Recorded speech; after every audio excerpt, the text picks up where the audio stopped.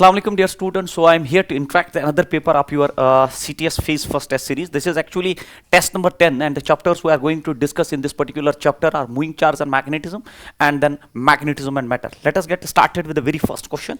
So the question is like this. तो पहला ही एक match the column based question है, तो आप इसमें ये पढ़िए और ये ग्राफ्स को देखिए. सो you will get an idea. जैसे पहला जो है दैट इज वाई एक्सिस पे जो है, तो यहाँ वाई एक्सिस और एक्स एक्सिस मेंशनड है.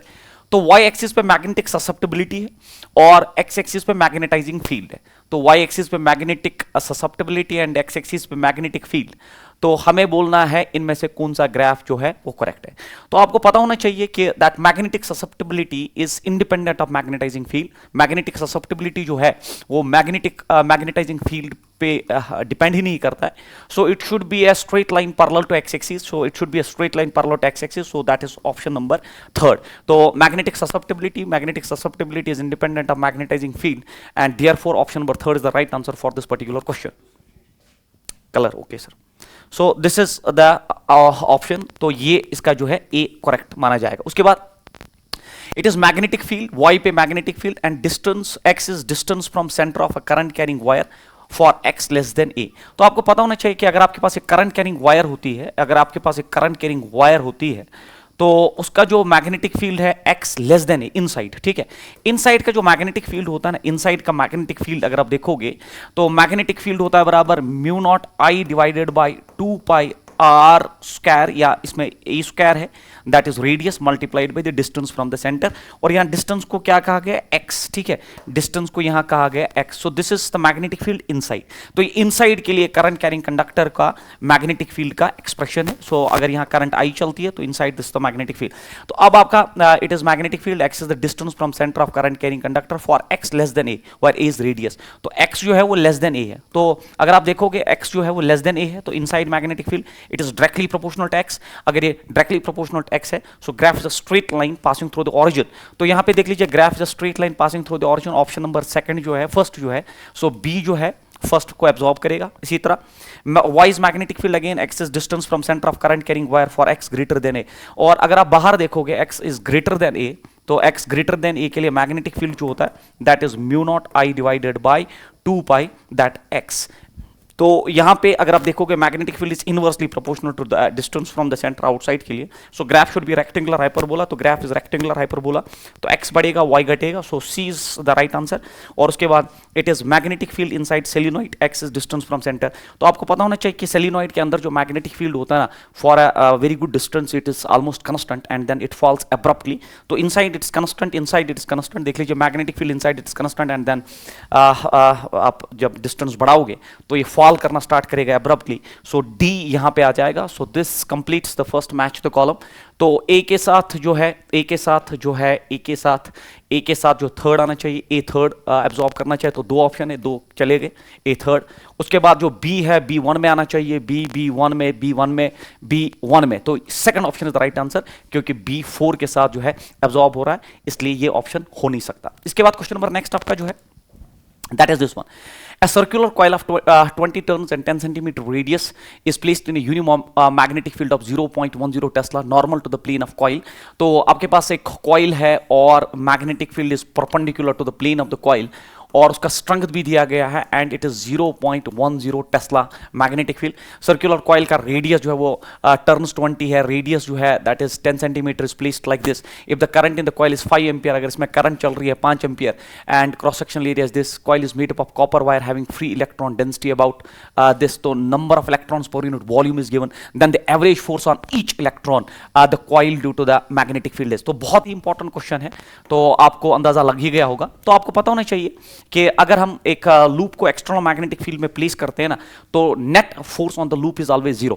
बट यहां पे जो क्वेश्चन पूछ रहा है then the average force on each electron. जब इसमें करंट चलेगी, इस लूप में करंट चलेगी, तो करंट चलने का मतलब इलेक्ट्रॉन चल रहे हैं, तो हर एक इलेक्ट्रॉन पे कितना फोर्स होगा, average force we have to calculate. तो आपको पता होना चाहिए that force experienced by that charged particle in external magnetic field is QVB, क्योंकि magnetic field is perpendicular to the loop. तो ये हो गया QVB. तो उस हिसाब से जो फोर्स होगा बराबर charge of electron is E and then it's V.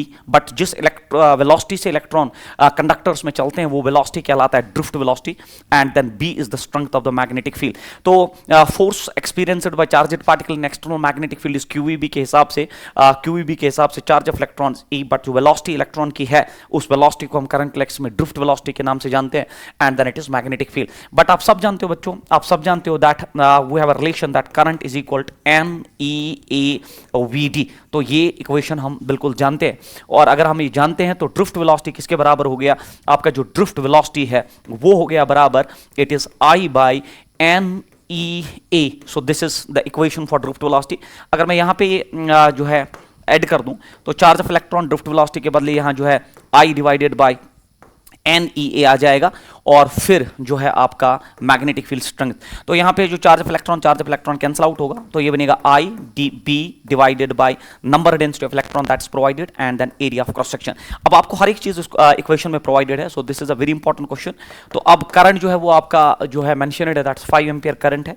Magnetic field strength जो है that is 0.10 tesla, then divided by number density of electrons is provided that's 10⁻29 cubic per metre, और देन मल्टीप्लाइड बाय आपका area of cross section, और area of cross section of the this is 10⁻5 metre square के हिसाब से ही provided है। तो अब आप इसको आराम से सॉल्व कर सकते हैं and you will get the answer accordingly. तो 5 में ही ऑप्शन होगा, क्योंकि अगर आप देखोगे ये जो है ये 5 जब 1 के साथ मल्टीप्लाई होगा तो 5 × 10⁻25 should be the right answer for this question. Still मैंने आपको पूरा मेथड समझा दिया कि कैसे करना है, इसमें सबसे इंपॉर्टेंट है ड्रिफ्ट वेलोसिटी का आइडिया इसमें इनकॉर्पोरेट करना है, and you will get the correct answer of this question. Still मैं देखूंगा मैंने इसमें की में जो ऑप्शन हिट किया हुआ है, what is that. So it's option जो है, इसका ऑप्शन जो है इट इज 5 इंटू नहीं ये क्वेश्चन है नहीं ये। सो की में मैं देखता हूँ एग्जैक्टली इसका आंसर, यस 5 × 10⁻25 जो है इसका बिल्कुल सही ऑप्शन है। उसके बाद क्वेश्चन नंबर नेक्स्ट आपका जो है that is this one. The magnetic susceptibility of a paramagnetic substance at -173 degrees this, then its value at -73 degrees centigrade will be. So आपको पता होना चाहिए that magnetic susceptibility is constant divided by temperature, and magnetic susceptibility is inversely proportional to temperature. जो magnetic susceptibility होता है वो inversely proportional to the temperature होता है। जब ऐसा है तो हम क्या करेंगे, आप temperatures को पहले कन्वर्ट करिए। अगर आपके पास -173 डिग्री सेंटीग्रेड तो इमीडिएटली आप इसको +273 करिए, सो दैट ये केल्विन में आ जाए, और ये बचता है दैट्स 100 ओनली 100 केल्विन। और इसी तरह अगर आप -73 देखेंगे, सो -73 डिग्री को आप फिर से 273 ऐड करिए, तो अगर आप इसका 273 ऐड करेंगे तो ये 200 केल्विन के बराबर आ जाएगा। तो टेम्परेचर्स को हम केल्विन स्केल में लेके आते हैं। अब आप देखिए the magnetic susceptibility of a paramagnetic substance is 1.5 × 10⁻⁻² at a temperature, and the temperature is -173 and -73 is 100, तो इनवर्स प्रोपोर्शनल के हिसाब से बनाया। फिर हमसे पूछा जाता है कि अब मैग्नेटिक ससेप्टिबिलिटी बोलो जब टेम्परेचर -73 है और -73 जो है दैट इज 200 केल्विन। 0 यहाँ कैंसिल आउट हुआ, x उधर जाएगा, xm इज इक्वल ये बना 1.5 × 10⁻² डिवाइडेड बाई 2। अगर आप देखो ये बनेगा 15 × 10⁻³ डिवाइडेड बाई 2। अगर आप 2 से डिवाइड करोगे तो बनेगा 7.5 × 10⁻³ should be the right answer of this. 7.5 × 10⁻³ जो है बिल्कुल इसका थर्ड ऑप्शन इसका सही ऑप्शन है। उसके बाद when a ferromagnetic material is heated to a temperature about Curie temperature, तो एक फेरोमैग्नेटिक मटेरियल को, फेरोमैग्नेटिक मटेरियल बहुत इंपॉर्टेंट है, फेरोमैग्नेटिक मटेरियल को हम क्यूरी टेंपरेचर से ऊपर जब लेते हैं तो हमने देखा है वो लूज करता है magnetism, and a ferromagnetic material starts behaving as a paramagnetic material. मतलब फेरोमैग्नेटिक मटेरियल जो है एक पर्टिकुलर टेंपरेचर के ऊपर, जिस टेंपरेचर को हम क्यूरी टेंपरेचर कहते हैं, एक फेरोमैग्नेटिक मटेरियल पैरामैग्नेटिक मटेरियल की तरह बिहेव करता है, मतलब उसका मैग्नेटिज्म कम होता है, क्योंकि पैरामैग्नेटिक मटेरियल्स का मैग्नेटिज्म फेरोमैग्नेटिक मटेरियल से कम होता है। So behaves like a paramagnetic material is the answer. जैसे आयरन के लिए अगर आप देखोगे, ये आयरन के लिए जो है 770 डिग्री सेंटीग्रेड होता है, 770 डिग्री सेंटीग्रेड आयरन के लिए एक क्यूरी टेंपरेचर है, जिसके बाद आयरन एक फेरोमैग्नेटिक मटेरियल है बट ये एक पैरामैग्नेटिक मटेरियल की तरह बिहेव करना स्टार्ट करता है। ये आपको पता होना चाहिए। ये भी बहुत आसान है, point out the best representation of relation between magnetic susceptibility and temperature for a paramagnetic material. तो अब अभी आपको मैंने पढ़ाया दैट मैग्नेटिक ससेप्टिबिलिटी जो होता है इज इनवर्सली प्रोपोर्शनल टेंपरेचर।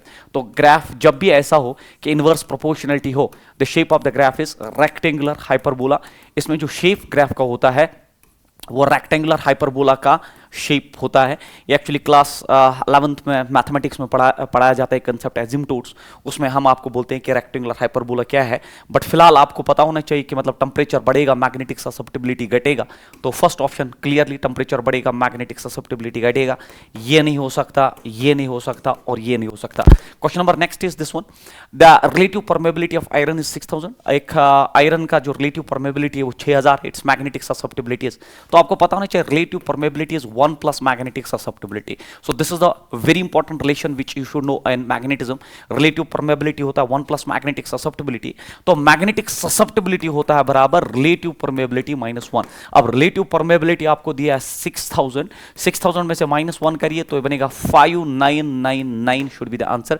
सो 599 जो है इसका बिल्कुल सही ऑप्शन है। उसके बाद a bar magnet has length this, area of cross sectional this, तो length is provided and length is 3 centimeter। अगर आप इसको लिखेंगे तो आप लिखेंगे 3 into 10 raised power minus 2 metre, और area of cross section जो है that is 2 centimeter square, तो अगर आप इसको लिखोगे तो ये बनेगा 2 into 10 raised power minus 4 metre square. तो ये है आपका इंफॉर्मेशन। उसके बाद एंड मैग्नेटिक मोमेंट, जो मैग्नेटिक डायपोल मोमेंट इसका है that is 3 ampere metre square.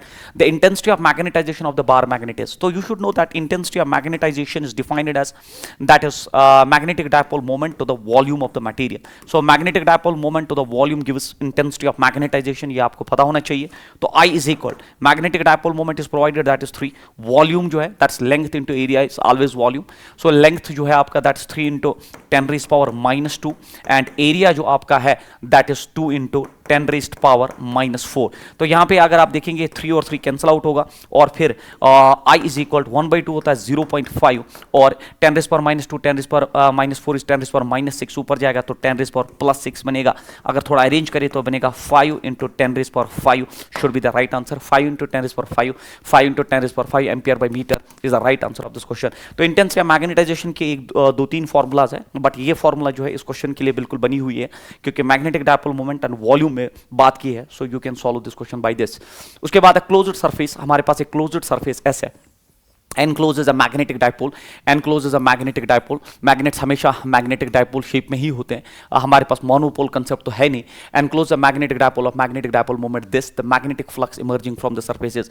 तो आपको पता होना चाहिए that integration of surface integration of B dot D S that is surface integral of this is always zero. कि क्लोज्ड सरफेस कोई भी हो, क्लोज्ड सरफेस कोई भी हो, उसमें जो total magnetic flux coming out is zero. This itself means that monopoles do not exist. Monopoles जो है, मोनोपोल्स डू नॉट एग्जिस्ट, हमारे पास मोनोपोल्स तो एग्जिस्ट ही नहीं करते हैं। सो इसलिए surface integral of that is B dot D S is always zero. जबकि इसका एनालॉग हमारे पास गॉसेस थ्योरम है, और हम जानते हैं दैट वहाँ पे आप जो है अगर एक क्लोज्ड सरफेस में चार्जेस है तो मोनोपोल हो सकता है, single positive charge single negative charge हो सकता है, और टोटल फ्लक्स हमेशा बाहर जो है आता है, टोटल फ्लक्स बाहर आ सकता है। अगर वहाँ पे भी डायपोल अंदर हो तो टोटल फ्लक्स वहाँ पे भी zero, that's what is electric flux. But magnetic flux is always zero because और क्लोज्ड सरफेस, अगर आप कोई भी मैग्नेट रखते हैं तो उसके 2 पोल्स है, वो डायपोल है, इसलिए total flux coming out is zero. So answer of this question जो है बिल्कुल जीरो पे ही रिड्यूस होगा। उसके बाद dipole of magnetic dipole moment, this magnetic dipole moment is provided is placed along the y axis in a uniform magnetic field, this the torque acting is। तो आप जानते हैं कि टॉर्क जो होता है वो होता है m cross b। You know that torque is given by the expression that's m cross p। तो टॉर्क होना चाहिए बराबर m is magnetic dipole moment that is 30 g cap, and then इसका क्रॉस आपको करना है b के साथ, और b जो है वो दिया गया है that is 2 I cap then plus it is 5 j cap। तो ये है क्रॉस प्रोडक्ट। तो अगर आप ये सॉल्व करते हैं तो आप देख लीजिए ये हो गया it is 2 3s it is 60 and then it is j cap cross I cap, है ना, एक क्रॉस प्रोडक्ट है, इसका ख्याल रखना है, डॉट प्रोडक्ट नहीं है। इसी तरह 5 का अगर आप इसके साथ करेंगे तो ये होता है 150, 30 into 5 is 150 sorry, and then it is J dot J. तो जे डॉट जे जो है वो जीरो होता है, जे डॉट जे इज जीरो, तो ये जो है इसमें से कैंसिल आउट हुआ, तो टॉर्क रिड्यूस हुआ 60 and then it is J cross I cap. अब आप जानते हो जब हम आपको वेक्टर फिजिक्स में पढ़ाते हैं, ये एक नेमोनिक है, that's I cap here then J cap here and then finally K cap here. अब आप देख लीजिए अगर हम एंटी क्लॉकवाइज चलते हैं तो एंटी क्लॉकवाइज हम पॉजिटिव साइन लेके चलते हैं, बट अगर हम क्लॉकवाइज चलते हैं बच्चों, अगर हम क्लॉकवाइज तरीके से चलते हैं तो क्लॉकवाइज में जो है ये हम नेगेटिव मान के चलते हैं। अब आप देखिए आपको जे क्रॉस आई करना है, तो जब आप जे क्रॉस आई करेंगे तो J क्रॉस I जो होगा दैट विल बी माइनस, क्योंकि माइनस क्लॉकवाइज आप चल रहे हैं, और जो यूनिट वेक्टर बचा हुआ that is K cap.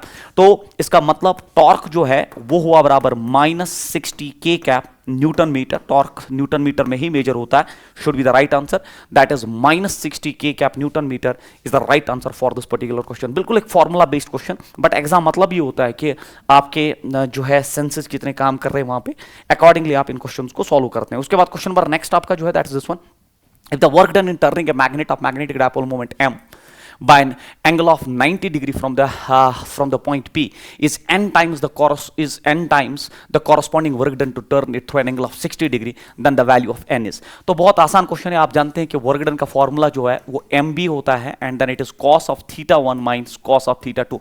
So this is the generalized formula जो आपका मैग्नेटिक डायपोल में आप पढ़ते हैं, और ये होता है work done. It is magnetic dipole moment then magnetic field strength, it is cos of initial angle, और फाइनली आपने कहां लिया।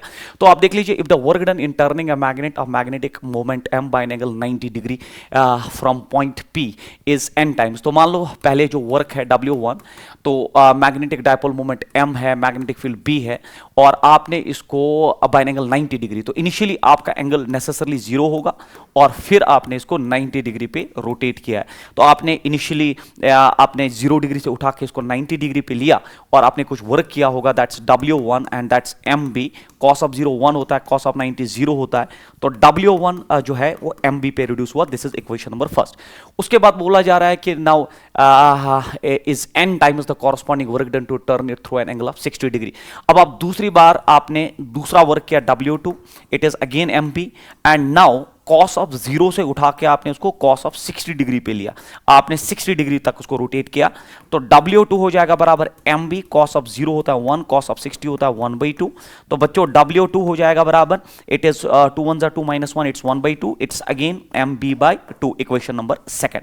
तो अब आप देख लीजिए लैंग्वेज उठा के कि जो W1 है वो W1 जो है is n times the corresponding, is n times, मतलब W1 जो वर्क आपने पहली बार किया वो n टाइम्स W2 है, that is what is the information provided in the question. तो पहली बार का वर्क जो है वो n टाइम्स दूसरी बार का वर्क है। अब पहली बार का वर्क कितना है? पहली बार का वर्क MB है, और दूसरी बार का वर्क कितना है? तो दूसरी बार का वर्क जो है वो MB/2 है, MB/2 है। तो अगर आप देखोगे MB/2 के हिसाब say that is what is the value of n is, तो आप यहां क्लियरली देख लीजिए, हमने सही किया, the value of n is, so W1 is n times W2, तो n का वैल्यू जो है वो 1/2 आ रहा है। सो that is what is the answer of this question. W1 is n times W2, तो n टाइम्स W2, और n जो है यहाँ पे वो 1/2 है। So this should be the right answer for this particular question. Still आप देख लीजिए, this is what is the approach for this particular question. उसके बाद क्वेश्चन नंबर नेक्स्ट आपका जो है ए बी बहुत आसान है, B represents the equatorial magnetic field. तो आप जानते हो मैग्नेटिक डायपोल में, अगर आप मैग्नेटिक डायपोल जानते हो, मैग्नेटिक डायपोल आपने पढ़ा होता है। सो अगर ये हमारा मैग्नेटिक डायपोल है तो मैं मानता हूं this is the south pole, and south pole is pole strength -m, and this the north pole, it's pole strength is +m। This the centre of dipole, and ये दूरी हम a लेते हैं, जितनी दूरी यहां है उतनी दूरी यहां है, और फिर दो पॉइंट्स होते हैं, एक एक्सियल एक्सिस होता है, एक एक्सियल एक्सिस मतलब हो गया यहां पे कोई पॉइंट, इसको हम एक्सियल एक्सिस कहते हैं, we call this as axial axis.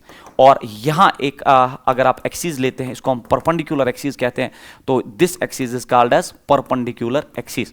अब हमसे बोला जा रहा है BE represents the equatorial magnetic field, तो इक्वेटोरियल मींस परपेंडिकुलर, तो ये हो गया BE, और इक्वेटोरियल मैग्नेटिक फील्ड है, and BA represents the axial magnetic field, ये एक्सियल मैग्नेटिक फील्ड रिप्रेजेंट कर रहा है due to bar magnet. Which of the following relations between B and this is true?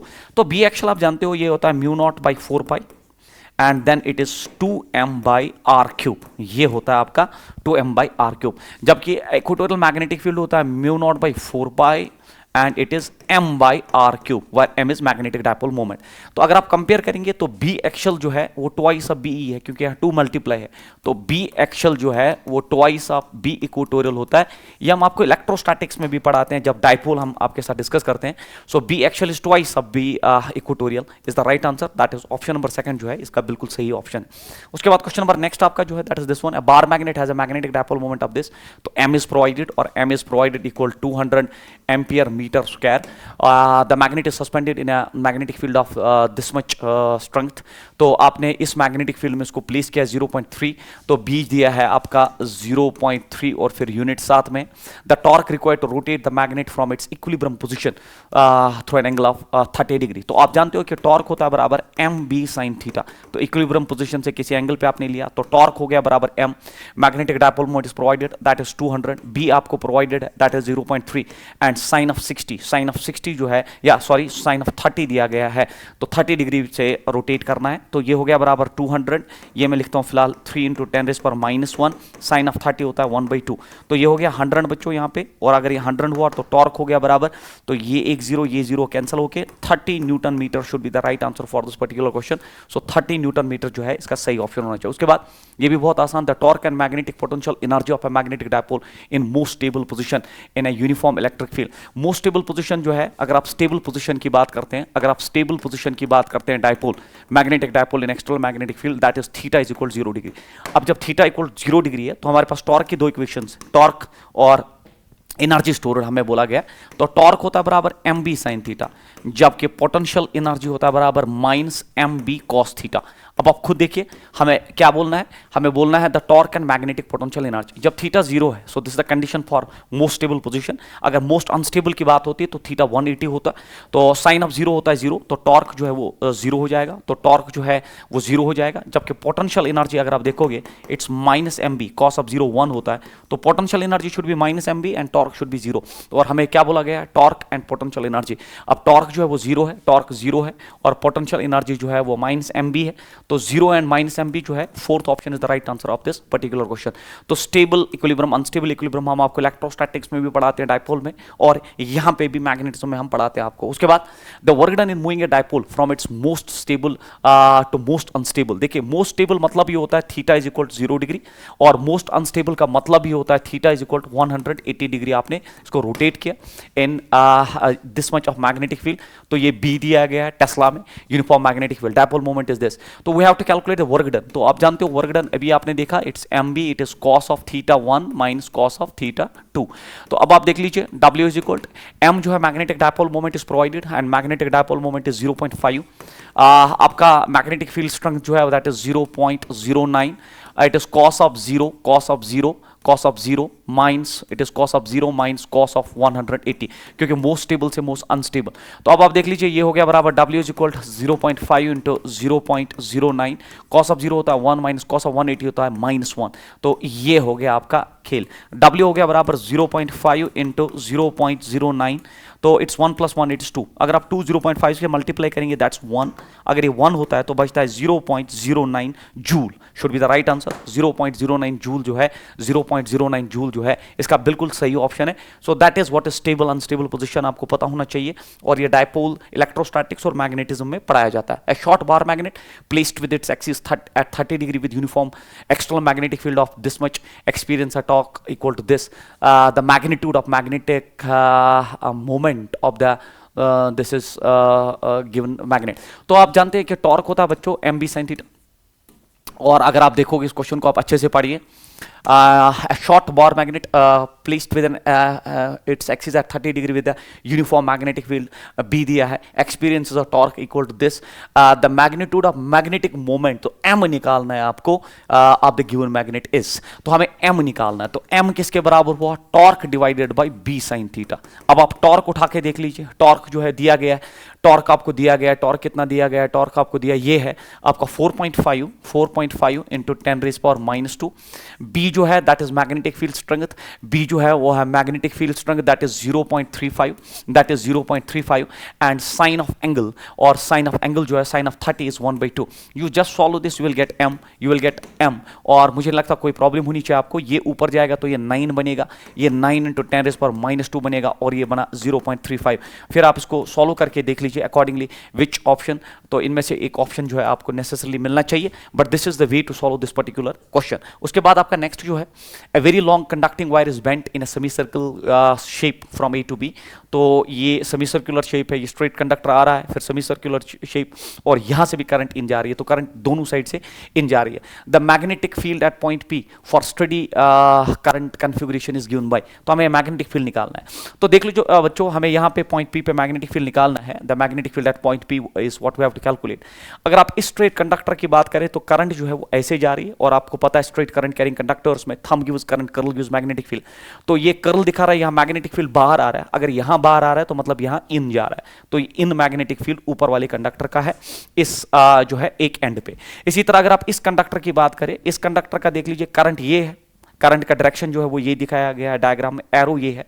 तो अगर करंट का direction ये है तो करंट का डायरेक्शन ये है, मतलब मैग्नेटिक फील्ड कर्ल दिखा रहा है, इस स्पेस में आउट है, तो ये आउट है। जितना इन है उतना आउट है। सर क्यों? क्योंकि ये भी इसका एंड है, इस कंडक्टर के लिए ये भी एंड पॉइंट है, इस कंडक्टर के लिए भी एंड पॉइंट है। In and out equal and opposite होने की वजह से कैंसिल आउट हुआ, और अब जो यहाँ मैग्नेटिक फील्ड होगा वो सिर्फ दैट सेमी सर्कुलर आर्क की वजह से मैग्नेटिक फील्ड होगा।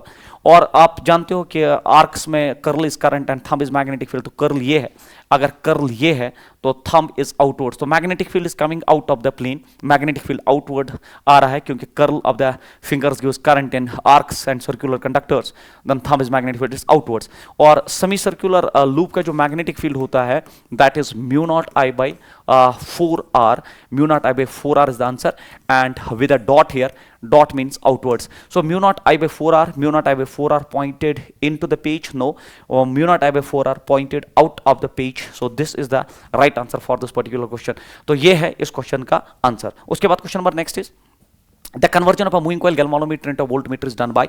तो एक मूविंग कॉइल गैल्वानोमीटर से आपको वोल्टमीटर बनाना है, तो you should know that voltmeter is a device which is always connected in parallel and its resistance should B high.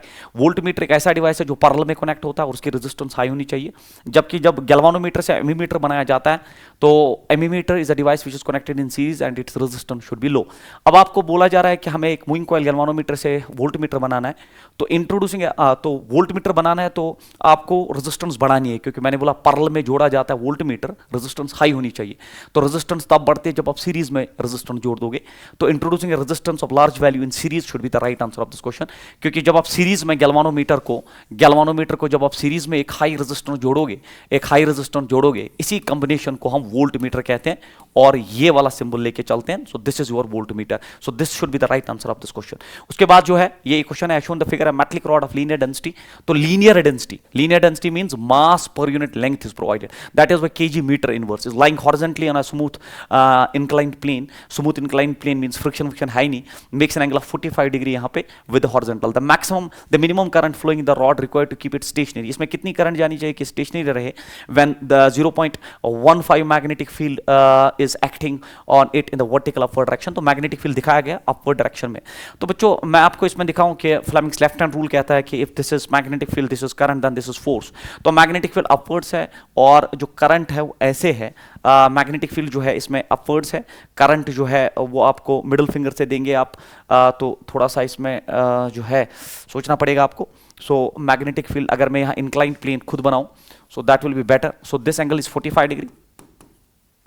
तो मान लो ये है current carrying conductor, magnetic field ऊपर की तरफ है, मैग्नेटिक फील्ड जो है ऊपर की तरफ है और करंट इन जा रही है ना, करंट जो है वो ऐसे है। तो बच्चों मैग्नेटिक फील्ड ऐसे है और करंट ऐसे है, तो this is the thumb and this is the force on this. तो ये बना फोर्स का डायरेक्शन। सो मैग्नेटिक फील्ड ऊपर, करंट थोड़ा जो है अगर हम इस इंक्लाइन प्लेन पे देखें तो इंक्लाइन प्लेन पे जब आपके इसमें होगा दैट करंट इज गोइंग इन, तो क्योंकि एरो जो है वो ऐसे दिखाया गया है तो current is going in, so this is the force. और force on a current carrying conductor in external magnetic field is always ILB। So this is the force, ILB is the force. अब इस ILB का जो force इस पे है, sir ILB sin theta, but magnetic field is perpendicular to the current carrying conductor, theta is 90 sin 90 is 1। So ये हो गया फोर्स। अब अगर ये फोर्स है तो इस फोर्स को आप जो है ये इस करंट कैरिंग कंडक्टर पे मैग्नेटिक फील्ड की वजह से, अब ये current carrying conductor smooth incline plane पे ऐसे है, बोर्ड पे कैसे बनाया इसलिए मैंने डॉट बनाया, करंट इन जा रही थी उसी डायरेक्शन पे, फिर फोर्स इधर आया। तो इस करंट कैरिंग कंडक्टर पे जो है एक्चुअली वेट एक्ट करेगा, दैट विल बी mg, और अगर mg वेट डाउनवर्ड्स एक्ट करेगा तो उसके दो कंपोनेंट्स आएंगे, एक इधर दूसरा इधर, और आप जानते हो ये होता है mg साइन ऑफ थीटा। अगर ये कंपोनेंट जो है नीचे खींच रहा है, बट हाँ mg वेट यहाँ है, mg cos थीटा इधर है, mg sin थीटा, ये इंक्लाइन प्लेन से इसको नीचे लाना स्टार्ट करेगा। बट अगर हम इस फोर्स को रिजॉल्व करें तो फोर्स के भी दो कंपोनेंट्स होंगे, एक कंपोनेंट इधर, दूसरा इधर। बट अगर ये 45 डिग्री है, ये भी नेसेसरली 45 डिग्री है sir, why? Because these two lines are parallel and this are transversal, तो they are set to be the corresponding angles 45 45।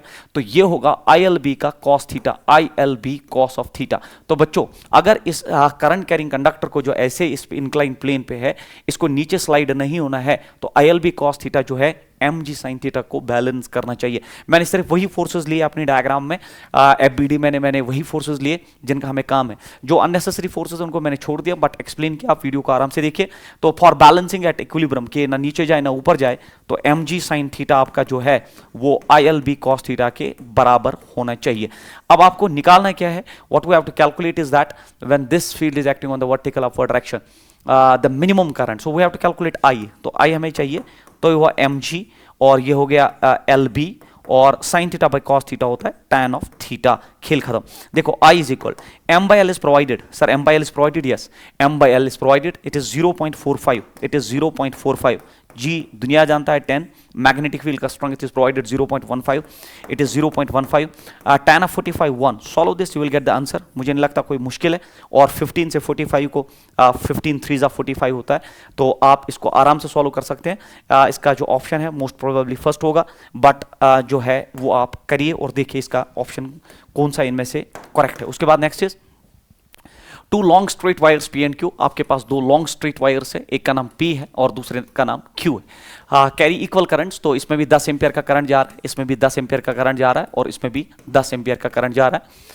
Are kept parallel to each other at a distance of 5 centimetre, 5 centimetre की दूरी पे parallel इनको place किया गया। Magnitude of magnetic force experienced bye 10 centimetre length of P। तो 10 centimetre length of P, 10 centimetre length of P मतलब इतना ही length involve है, 10 सेंटीमीटर P का, 10 सेंटीमीटर P का जो फोर्स एक्सपीरियंस करता है वो लिखा गया है, दैट इज F1। तो if the distance between the wires is halved and current on the wires is doubled, the force on 10 centimetre length of P, इस पे क्या होगा देख लीजिए। फोर्स पहले आप देखिए, फोर्स पर यूनिट लेंथ, पहले आप मैं फोर्स लिखूं, it is mu naught I1 I2 divided by 2 pi d into length. So this is the formula for force on a current carrying conductor, जब हम आपको magnetic effects of current and magnetism पढ़ाते हैं। अब आपको पहले जो फोर्स था that's F1, इसकी वजह से इस 10 सेंटीमीटर लेंथ पे फोर्स जो है वो F1 है। बट अब आपके क्वेश्चन में बोला जा रहा है that if the distance between the wires is halved and currents on them are doubled, तो अब डिस्टेंस आप हॉलो करेंगे, तो ये आधा हो गया तो d/2, और इन दोनों करंट्स को डबल, तो ये भी डबल ये भी डबल। अब बोलो नया फोर्स क्या होगा, तो 2 2 4 और 2 ऊपर मल्टीप्लाई चला जाएगा, तो ये बनेगा 8 times the initial force. 8 times the initial force is the right answer, and this is the correct option for this question. उसके बाद असर्शन है, galvanometer can be used as a voltmeter. Yes, galvanometer से voltmeter भी बनता है, ammeter भी बनता है, to measure the voltage across a given section of the circuit. तो असर्शन तो 100% करेक्ट है। For this it must be connected in parallel with that section of the circuit, क्योंकि वोल्टमीटर जब ये बना तो वोल्टमीटर वोल्टेज पैरेलल में ही मेजर करता है, और वोल्टमीटर की रेजिस्टेंस हैवी होनी चाहिए, आइडियल केसेस में तो इनफिनाइट होनी चाहिए। सो असर्शन भी ट्रू है, रीजन भी ट्रू है, both assertion and reason are correct and they are the true explanations of each other. The final torque on a current carrying the final torque on a coil having a magnetic moment this in a 5 Tesla external magnetic field if the coil rotates through an angle of 60 degree under the influence of the magnetic field। तो बहुत आसान question है। Torque आपको चाहिए mb sin theta, हमें चाहिए क्या, the final torque you have to calculate. m आपको प्रोवाइडेड है, m कितना दिया है, m दिया है दैट्स 25, मैग्नेटिक फील्ड स्ट्रेंथ दिया 5 tesla, sine of the angle and that is 60, sine 60 is 1/2, तो ये हो गया 50, ये हो गया 125 डिवाइडेड बाई 2। अकॉर्डिंगली जो है आप इसमें से टॉर्क निकालिए। सो ये बिल्कुल एक आसान ऑप्शन है, आसान क्वेश्चन है, you get the answer of this question। उसके बाद when assertion फिर से when force is 0 the charged particle follows linear path। yes, क्योंकि फोर्स का जो फॉर्मूला होता है ना, that is QEB sin theta, QEB sin theta is the force experienced by a charged particle। और अगर आपका लीनियर पाथ है तो लीनियर पाथ मींस आपका वेलोसिटी और मैग्नेटिक फील्ड सेम डायरेक्शन में, और अगर वेलोसिटी और मैग्नेटिक फील्ड सेम डायरेक्शन में थीटा 0 साइन 0 0, तो डेफिनेटली थीटा 0 पे साइन ऑफ 0 0 होता है, तो फोर्स जो है वो 0 होगा। सो असर्शन बिल्कुल सही है। उसके बाद a charged particle enters a magnetic field whose velocity makes an angle theta with the magnetic field, जो है कवर से लीनियर पाथ, ये बिल्कुल गलत है, क्योंकि अगर आपका मैग्नेटिक फील्ड ये है बच्चों, आपने पढ़ा होगा Lorentz force all that, so magnetic field में चार्जेड पार्टिकल ऐसे जा रहा है such that it makes some angle here theta, तो यहाँ पे v cos theta component of velocity आएगा और यहाँ पे v sin theta. v sin theta की वजह से वो सर्कुलर पाथ लेता है और v cos थीटा से आगे चलता है तो ये हेलिकल पाथ लेता है, हेलिकल पाथ, आपने हेलिक्स का कंसेप्ट पढ़ा होगा। तो यहाँ ये बोला जा रहा है कि ये स्ट्रेट लीनियर पाथ लेगा, तो रीजन बिल्कुल फॉल्स है, ये आपने जो है पढ़ा होना चाहिए। उसके बाद question number next is assertion, फिर से ampere circuital law holds for steady currents which do not fluctuate with time, exactly, तो स्टडी करंट्स के लिए एम्पियर सर्क्यूटल लॉ यूज किया जाता है to calculate the magnetic field. Ampere circuital law is similar to that of Biot Savart law, reason भी correct है, ये similar है क्योंकि बायट-सावर्ट लॉ से भी मैग्नेटिक फील्ड निकालते हैं, इससे भी निकालते हैं, बट ये इसका करेक्ट एक्सप्लेनेशन नहीं है ना, हम इसको इसीलिए यूज करते हैं स्टडी करंट्स के लिए, that's not the correct explanation. So both assertion and reason are true, and reason is not the correct explanation of assertion is the right answer of this particular question, and reason is the correct, no, is not the correct explanation, ठीक है, sorry, is not the correct explanation, तो यहाँ पे B option जो है बिल्कुल सही है, is not the correct explanation। उसके बाद a voltmeter which can measure 2 volt, तो हमारे पास एक वोल्टमीटर, देखिए वोल्टमीटर मैंने क्या बोला था, मैंने बोला था गैल्वानोमीटर के साथ एक अच्छी रेजिस्टेंस सीरीज में जोड़ना, मैंने बोला था इसी स्ट्रक्चर को अगर आप पीछे याद से देखोगे, सो ये है आपका वोल्टमीटर, वही तो है, ये पूरा स्ट्रक्चर जो है ये कुछ नहीं है, एक वोल्टमीटर है बच्चों, ये पूरा स्ट्रक्चर जो है ये कुछ नहीं है, इसी को तो हम वोल्टमीटर कहते हैं। अब voltmeter which can measure 2 volt, तो ये 2 वोल्ट का वोल्टेज मेजर करता है, is constructed by using galvanometer of resistance 12 ohm, तो इसका जो रेजिस्टेंस है वो 12 ओम है, and that produces a deflection of the current of 2 milliampere, तो ये 2 मिली एम्पियर करंट का डिफ्लेक्शन जो है प्रोड्यूस करता है, then the resistance R is, तो आपको पता होना चाहिए जो इसका इक्वेशन है दैट इज जो पोटेंशियल होगा इसमें दैट इज आई जी, क्योंकि अगर यहां से करंट आई आ रही है that is I G plus I R, तो दिस इज द इक्वेशन, तो यहां पे पोटेंशियल इज दिस मच, और अगर आप आर निकालना चाहते हो क्योंकि हमें आर यहां निकालना है, तो ये हुआ V minus I G is equal to I R, तो यहां पे अगर आप देखोगे मैंने सही किया, पोटेंशियल होता है this exactly, it is I G plus, तो मैंने इसको ब्रेक करके लिखा है, सॉरी, इसको हम इस सिंगल इक्वेशन में लिख सकते हैं, तो पोटेंशियल जो ये मेजर करता है वो होता है बराबर आई, चूंकि दोनों सीरीज में रेजिस्टेंस है तो मैं लिख सकता हूँ जी प्लस आर, एग्जैक्टली सर, तो अब आपको आर चाहिए तो ये बनेगा वी बाई आई और माइनस होगा जी इज इक्वल टू आर। अब आप आर निकाल सकते हैं आराम से, वी दिया है 2 वोल्ट, करंट दिया है 2 मिली एम्पियर, दैट्स 10⁻³ और माइनस जी, और गैल्वानोमीटर का रेजिस्टेंस दिया 12, तो अगर आप देखोगे 2 कैंसिल आउट हुआ, 2 कैंसिल आउट हुआ, ऊपर जाएगा 10⁻³ तो 1000 बनेगा, तो 1000 में से 12 जब माइनस करेंगे तो वो आर आएगा, बाय द वे 1000 में से 12 अगर माइनस करेंगे तो ये आएगा 988, क्योंकि 988 प्लस 12 1000 होता है, so this is the right answer of this particular question. बहुत आसान है, फॉर्मूला बेस्ड क्वेश्चन, बट आपको समझ आना चाहिए डायग्राम क्या कह रही है। उसके बाद magnetic needle lying parallel to the magnetic field requires W units of work to turn by 60 degree, the torque needed to maintain the needle in this position is, तो a magnetic needle lying parallel to the magnetic field requires W units of work to turn through by that 60 degree, तो आप जानते हो work होता है बराबर mb, it is cos of θ1 minus cos of θ2, तो आपको magnetic needle lying parallel to the magnetic field, तो थीटा 0 है, तो आपको जो वर्क करना है that's mb, it is cos of 0 minus cos of 60, क्योंकि 60 डिग्री से आपको इसको रोटेट करना है, और बोल रहा है कि W यूनिट्स वर्क लगे, तो W किसके बराबर हुआ mb, cos of 0 हुआ 1 माइनस cos of 60 1/2, ये हुआ 1/2, तो वर्क जो लगा आपको दैट्स mb/2, तो ये आपको वर्क लगा। उसके बाद बोल रहा है द टॉर्क नीडेड, तो जब आपने इसको रोटेट किया तो वर्क किया, बट अब आपको कितना टॉर्क चाहिए कि उस पोजीशन पे इसको बना के रखो, तो टॉर्क होता है बराबर mb साइन ऑफ थीटा, तो टॉर्क हो गया बराबर mb and sine of 60 degree,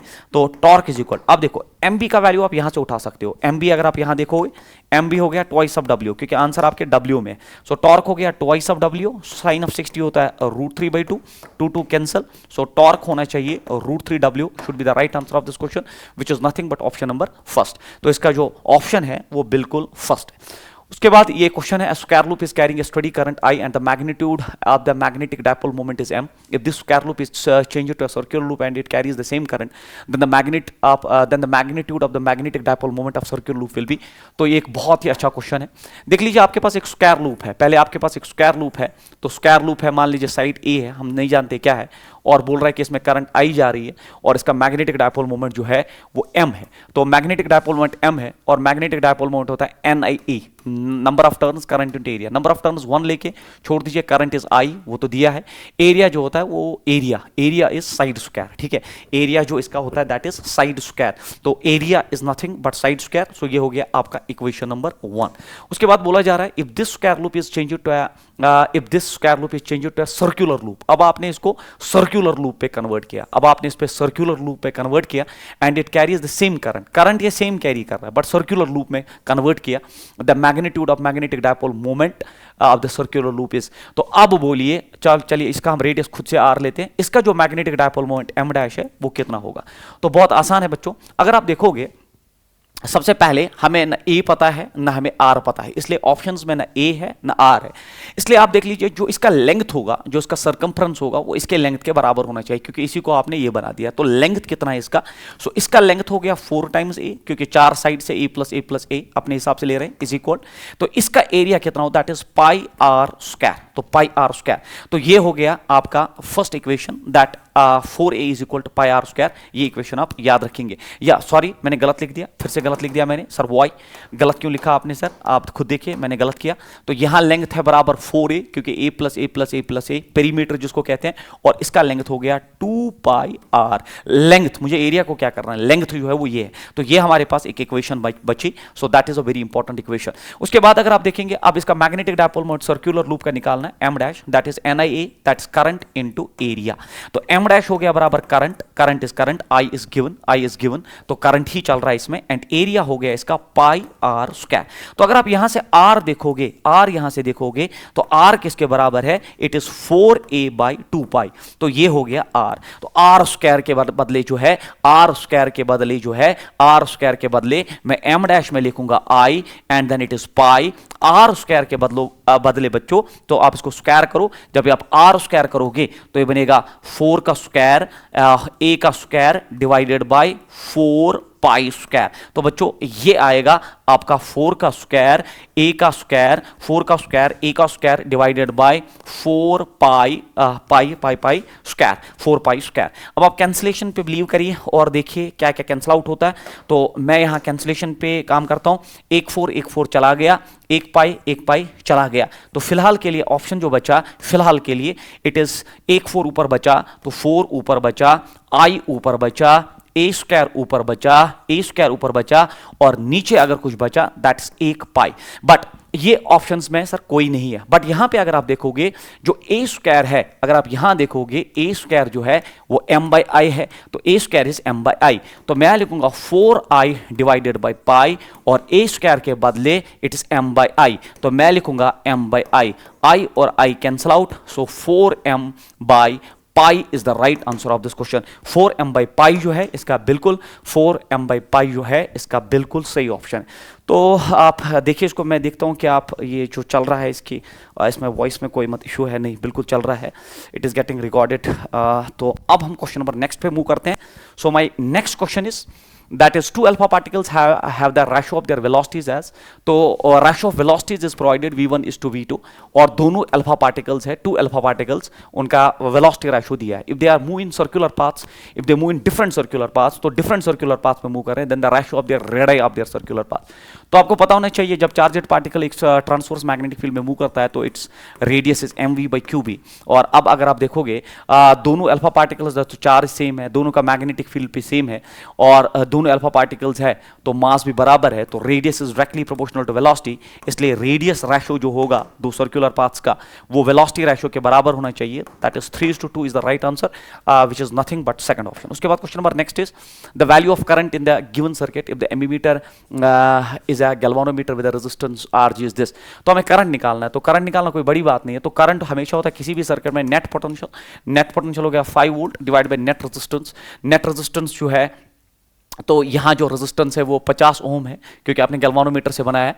तो ये हुआ 3 प्लस दैट इज 50, तो ये हुआ 5 डिवाइड बाई 53। आप सॉल्व करिए, you will get the answer current. इनमें से कोई भी ऑप्शन जो है इसका बिल्कुल सही ऑप्शन होना चाहिए। उसके बाद a closed loop P Q R S carrying a current is placed in uniform magnetic field.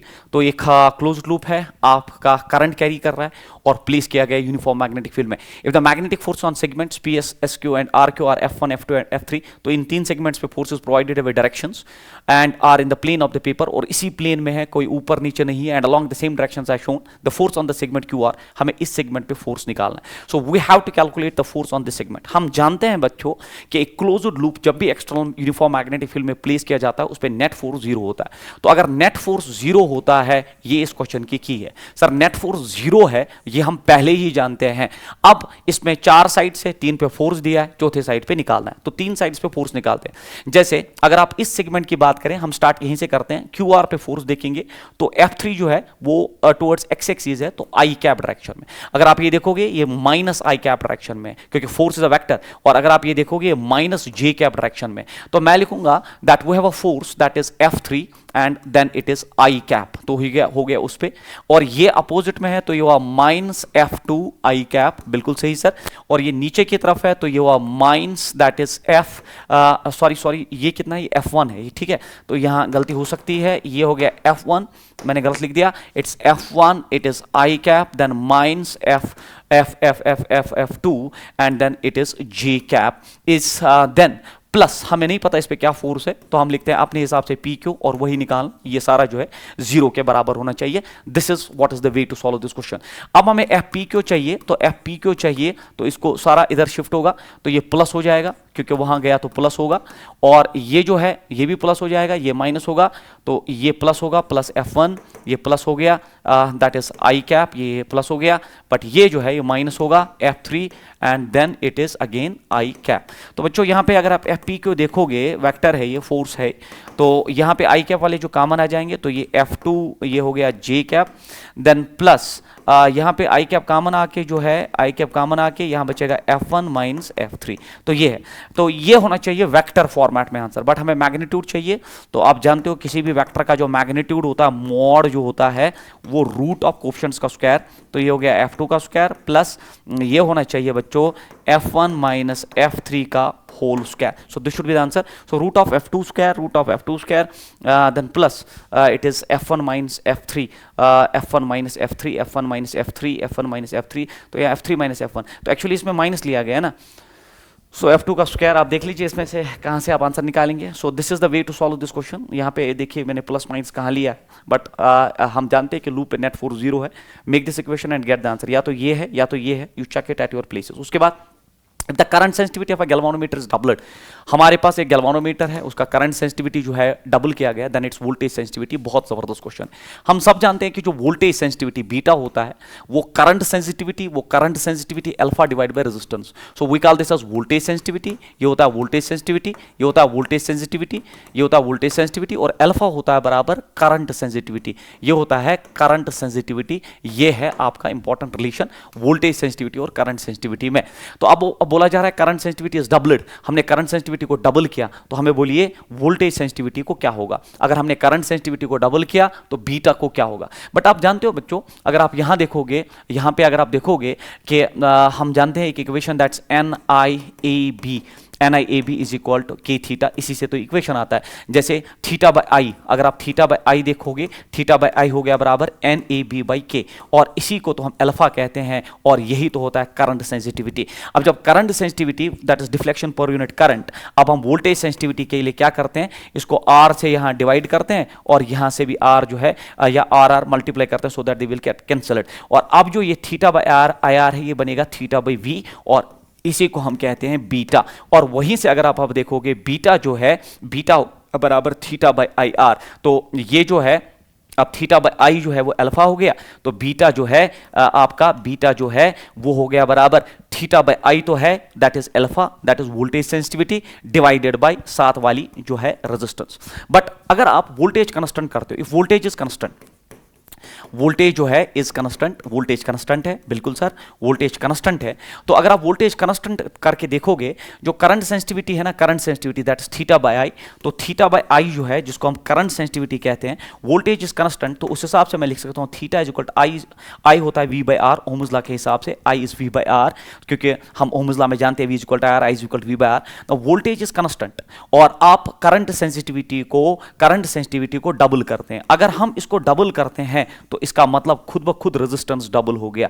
तो current sensitivity when doubled, resistance is doubled. So when alpha is doubled, when alpha is doubled, क्योंकि alpha is directly proportional to r, alpha is directly proportional to r। तो अब आपने जब current sensitivity को double किया, जब आपने इसको डबल किया तो r जो है इज डबल्ड, r भी डबल हुआ। और अब जब r डबल हुआ तो अब देख लीजिए, आपने इसको भी डबल किया और ये इक्वेशन बोल रही है आर भी डबल हुआ, तो double double cancel end voltage sensitivity remain same is the right answer. So it should remain unchanged. तो बहुत ही इंपॉर्टेंट क्वेश्चन है, आराम से इसको देख लीजिए और आगे बढ़िए। क्वेश्चन नंबर नेक्स्ट आपका जो है that is the correct plot of magnitude of magnetic field versus distance from the centre of a wire. तो मैंने आपको वायर का मैग्नेटिक फील्ड एक क्वेश्चन में पीछे दिखाया, it's mu naught I divided by it is 2 pi r into it is 2 pi radius का square into x, x is the दूरी है ना from the center। तो inside it is directly proportional to this, outside it's inversely proportional to this। तो अगर आप wire का magnetic field देखेंगे तो inside it is directly proportional to graph is a straight line and outside it's inversely proportional। so this is the right answer for this particular question। उसके बाद जो है आपका एक 90 सेंटीमीटर लॉन्ग सोलेनॉइड है 6 layers of winding। तो 90 centimetre length है और 6 layers of windings है उसके 450 टर्न्स है। if the diameter of the solenoid diameter is provided and current is 6 ampere, then the magnitude of magnetic field inside the solenoid is।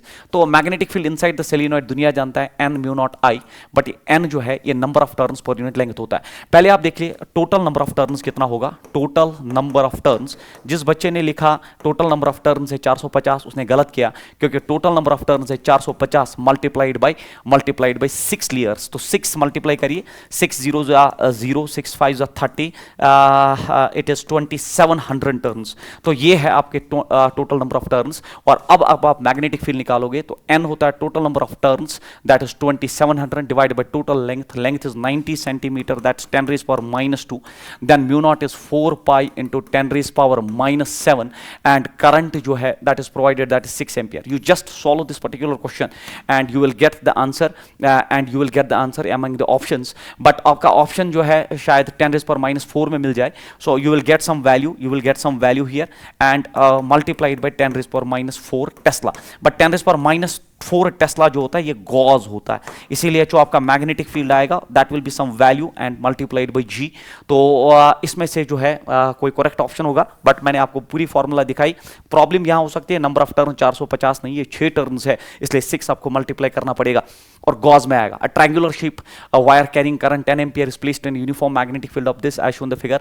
The magnetic force on segment CD, तो हमें इस segment पे निकालना है, CD पे magnetic force निकालना है। Given that BC CD and BD, तो ये सारे सेगमेंट जो बराबर है ये एक इक्विलेटरल ट्रायंगल है। तो अगर इक्विलेटरल ट्रायंगल है ये 60 डिग्री एंगल है, अगर इक्विलेटरल है तो ये भी 60 है, अगर इक्विलेटरल है तो ये भी 60 है। हमें निकालना है force on this segment, but magnetic field ये आ रहा है। तो अगर मैग्नेटिक फील्ड ये आ रहा है तो magnetic field is like this, और अगर मैग्नेटिक फील्ड ये है, ये एंगल अगर 60 है तो ये भी 60 है। Sir why? Because these two lines are parallel and these are transversal, they are alternate interior angles। तो किसी भी करंट कैरिंग कंडक्टर पे जो फोर्स होता है वो होता है ILB साइन ऑफ थीटा। अब आप खुद देखिए, फोर्स हो गया करंट कितना जा रहा है इसमें, करंट जो जा रहा है that current is given 10 ampere, तो करंट 10 है। लेंथ अगर आप देखेंगे इस सेगमेंट का दैट्स 5 सेंटीमीटर, तो 5 into 10 raised power -2। Then magnetic field कितना है आपका, मैग्नेटिक फील्ड है 0.5 एंड साइन ऑफ 60 होता है √3/2। Solve this you will get the answer. But इसमें यही प्रॉब्लम थी कि आपको सिर्फ ये पहचाना था कि इस लाइन में और मैग्नेटिक फील्ड में, इस लेंथ में और मैग्नेटिक फील्ड में एंगल कितना है, दैट इज 60 डिग्री, और वो यहां ड्रॉप करके you will get the correct option for this question. उसके बाद conductor of length 2 metre carrying current this is held parallel to infinity long. तो हमारे पास current carrying conductor of length 2 metre तो हमारे पास एक करंट कैरिंग कंडक्टर है जिसका लेंथ 2 मीटर है and carrying current of 2 ampere, 2 ampere का करंट ये कैरी कर रहा है। Is held parallel to an infinitely long conductor के सामने इसको रखा, कैरिंग करंट ऑफ 12 एम्पियर, तो ये 12 एम्पियर का करंट कैरी कर रहा है, separated by distance of 100 millimetre. तो ये है distance. The force on smaller conductor is, तो यार यहाँ कॉमन लेंथ इन्वॉल्व होती है, तो you have to take this much of length only. और अगर आप फोर्स निकालने बैठो तो इक्वेशन है mu naught I1 I2 divided by 2 pi d multiplied by the length involve. So length involve सिर्फ 2 मीटर मानी जाएगी, इन्फिनिटली लॉन्ग का कोई असर नहीं रहेगा। तो फोर्स हो गया म्यू नॉट हो गया 4 पाई इंटू 10⁻⁻⁷। I1 आपका 2 एम्पियर है, I2 आपका 12 एम्पियर है, divided by 2 pi d, 2 pi pi cut जाएगा, देखो आसान है। d इज 100 मिलीमीटर, 100 इंटू 10⁻⁻³ क्योंकि 1 मिलीमीटर, और लेंथ जो है वो 2 metre. Solve this, you will get the answer. तो यहाँ कंसेप्ट यही है कि लेंथ वो जो है, जो कॉमन ओवरलैप्ड लेंथ है, वो स्मॉलर कंडक्टर की ली जाएगी। उसके बाद a charged particle is moving in a circular path with velocity v in a uniform magnetic field. If the velocity of the charged particle is doubled and the strength of the magnetic field is halved, then radius becomes, तो radius होता है mv/qb। अगर radius mv/qb के हिसाब से हम चले तो a charged particle is moving in a circular path with a velocity v, तो velocity उसकी v है, in a uniform magnetic field b। तो if the velocity of the charged particle is doubled, आपने इसको दुगना कर दिया। if the velocity of the charged particle is doubled and strength of magnetic field is halved, आपने इसको जो है आधा कर दिया, आपने आधा किया तो 2 ऊपर चला जाएगा, then the radius becomes 4 times। सीधी सी बात है, जब ये आधा हुआ 2 ऊपर जाएगा तो ये जो है 4 टाइम्स जो है आपका आंसर आएगा, दैट इज द आंसर। उसके बाद 2 पार्टिकल्स ऑफ इक्वल चार्ज, तो 2 पार्टिकल्स हैं, उनका चार्ज इक्वल है, after being accelerated through the same potential difference, तो पोटेंशियल डिफरेंस जो है वो सेम है, enter uniform magnetic field, transverse magnetic field, describe circular paths R1 and R2। तो आपको पता होना चाहिए रेडियस जो है या तो ये mv/qb होता है, बट साइमल्टेनियसली क्योंकि आप पोटेंशियल डिफरेंस का मेंशनड है तो आप मोमेंटम जानते हो, it is root of 2m into kinetic energy divided by qb। अब पोटेंशियल जो है इसमें लाना है तो आप जानते हो कि रेडियस हो गया बराबर root of it is 2m and kinetic energy होता है चार्जड पार्टिकल का charge multiplied by potential divided by qb। क्यों अरेंज किया जाएगा, दोनों का चार्ज सेम है, दोनों का चार्ज सेम है, सेम मैग्नेटिक फील्ड में वो मूव किया जा रहा है, 2 भी सेम है, सेम पोटेंशियल डिफरेंस है, तो radius is directly proportional to root of m is the concept. अब आपको जो है radius R1 and R2 then the ratio of the respective masses, तो मास जो है वो स्क्वायर हो जाएगा, तो m1/m2 जो है जब आप स्क्वायरिंग बोथ साइड्स करेंगे तो ये बनेगा R1/R2 का whole square is the right answer of this question. So R1/R2 का होल स्क्वायर इसका बिल्कुल सही ऑप्शन है, that's how to go for this question. पहले न्यूट्रलाइज किए जो वैल्यूज कांस्टेंट्स है उनको छोड़ दिया एंड रेस्ट कैलकुलेशन। उसके बाद a straight wire having mass of this and length of this carries a current of this.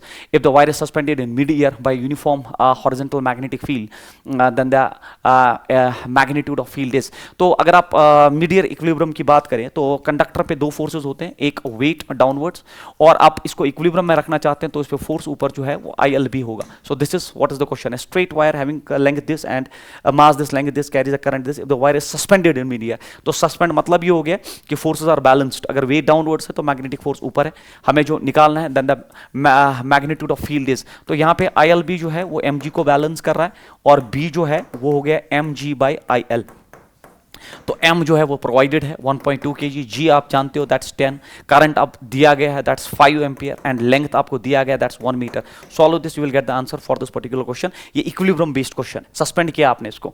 इसके बाद ये क्वेश्चन जो है 38th क्वेश्चन जो है, इसमें डायग्राम्स में बच्चों प्रॉब्लम है, इसमें डायग्राम्स में प्रॉब्लम है और इसलिए हम इस क्वेश्चन को डिस्कस नहीं करेंगे, ये हम आप सब बच्चों को बोनस के तौर पर देंगे क्योंकि आपको बोला जा रहा है कि इनमें से किस में सेंटर पे मैग्नेटिक फील्ड जो है नॉट जीरो है, जीरो नहीं है, बट जहां तक मुझे दिख रहा है कि हर एक पिक्चर में जो है अगर ये करंट यहां से आ रही है, करंट यहां से आ रही है, तो करंट आ रही है और फिर जा रही है, देयर सम प्रॉब्लम, अगेन यहां करंट आ रही है, यहां पे भी करंट आ रही है। We will not discuss this question, तो it will be given to bonus to you people because it has some problems. उसके बाद straight wire carrying a current of 13 ampere, तो एक straight wire 13 ampere current carry कर रही है, is bent in a semi circular arc of radius 2 centimetre, I show in the figure. The magnitude of magnetic field is this at the centre of the arc, then the magnetic field due to the straight wire is, तो आपको पता होना चाहिए किसी भी straight wire पे कोई भी पॉइंट जो लाई करता है उस पे मैग्नेटिक फील्ड जीरो होता है। स्ट्रेट करंट कैरिंग कंडक्टर पे मैग्नेटिक फील्ड किसी भी पॉइंट पे या उसके एक्स्ट्रापोलेशन पे मैग्नेटिक फील्ड जीरो होता है,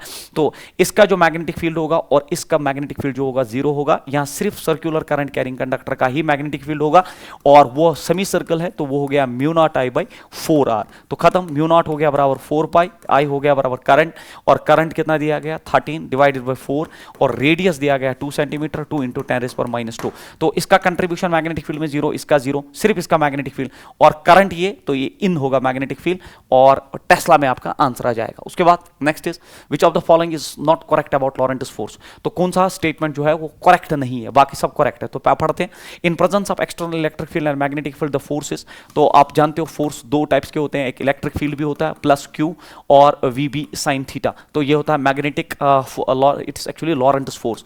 तो Q यहाँ कॉमन निकाल के, E यहाँ बाहर निकाल के, ये क्रॉस प्रोडक्ट बेस्ड इक्वेशन है, तो ये हुआ है V क्रॉस B। तो फिर मुझे लगता है जो पहला स्टेटमेंट है वो सही है, तो आपको बोलना है गलत कौन नहीं है। तो ये है आपका जो है फर्स्ट सही है।